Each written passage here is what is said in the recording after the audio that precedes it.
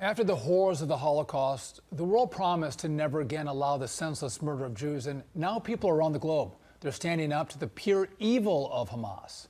Here now with why supporting Israel at this time is so important, Rabbi Shmuley Boltiach.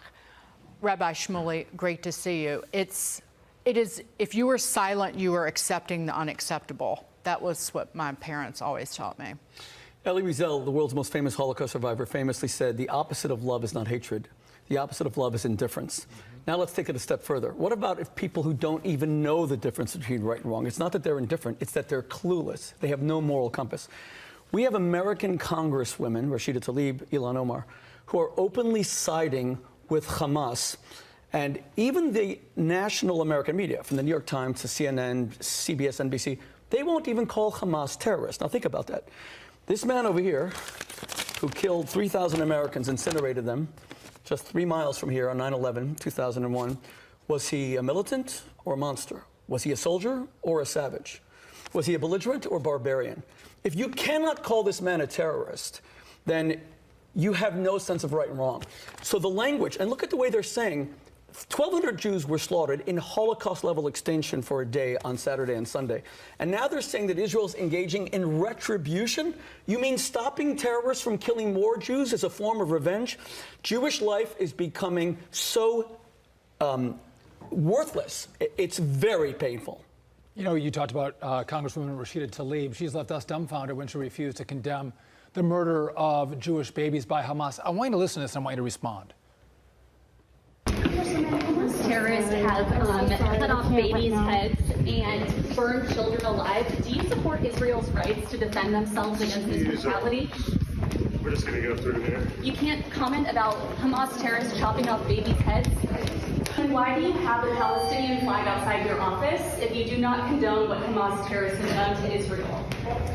When asked here, she was silent, but now she's saying her critics are the hateful ones, saying, quote, I do not support the targeting and killing of civilians, whether in Israel or Palestine. The fact that some have suggested otherwise is offensive and rooted in bigoted assumptions about my faith and ethnicity. Rabbi, how would you respond to Rashida TB? She hides behind her ethnicity, but there's a universal morality that Muslims, Jews, and Christians, and atheists and agnostics all live by, and that is that life is precious and that murder is a sin. Rashida TB is an American abomination. She won an election seat. I truly hope that her constituents will rise up and evict her because she is a disgrace to Islam, which is a great world religion, but she's a disgrace to American values. If she really believes in Hamas, let her go to Gaza right now and try to express an opinion against Hamas. She, God forbid, would lose her life, which nobody wants. We want to keep her safe. Let her say one good word about an LGBTQ Palestinian who have to flee to Israel rather than have their genitals cut off, being decapitated. If you cannot condemn the decapitation of 30 infants at a kibbutz, then evil has no meaning. And I'll tell you something else. I love when people like Rashida TB and Ilhan Omar speak about how religious these the Hamas members are. Do religious men take a half-naked, unconscious woman in her undergarments and parade her body around with such necrophiliac prurience? These are fiends. The savagery, it's very difficult to contain. But to hear it in the halls of Congress is something that would make the founders of our nation, who came to establish liberty and freedom, turn over in their graves. I just want to point something out while you're here, really briefly. The Democrats have known that this is what these individuals were all about for years. This is in 2019. Rashida TB invited a Hezbollah and Hamas supporter to a private family dinner, celebrating her elevation to Congress, a man who had said Israel had no right to exist.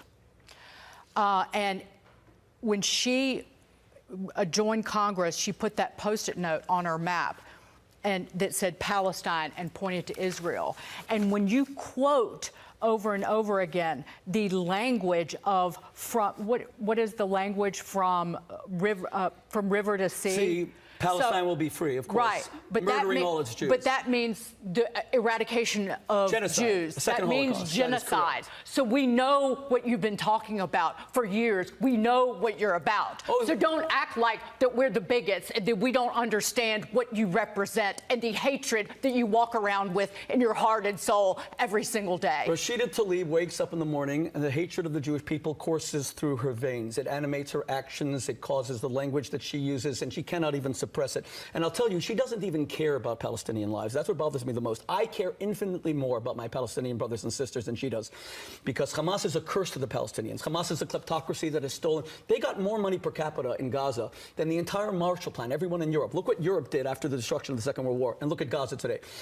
Rashida Tlaib could not give a damn about Palestinian women who are beheaded when they have boyfriends, 16 or 17 years old. She'll never speak up for them, because all she cares about is hatred of Jews. She is animated by and I'll tell you one final thing. It's not just Rashida Tlaib and Ilhan Omar.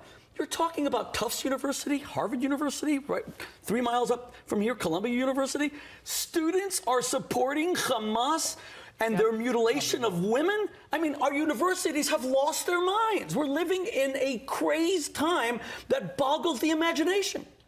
Pat, you are so right. And also you have Democrats who have supported and defended these squad members who have behaved so poorly.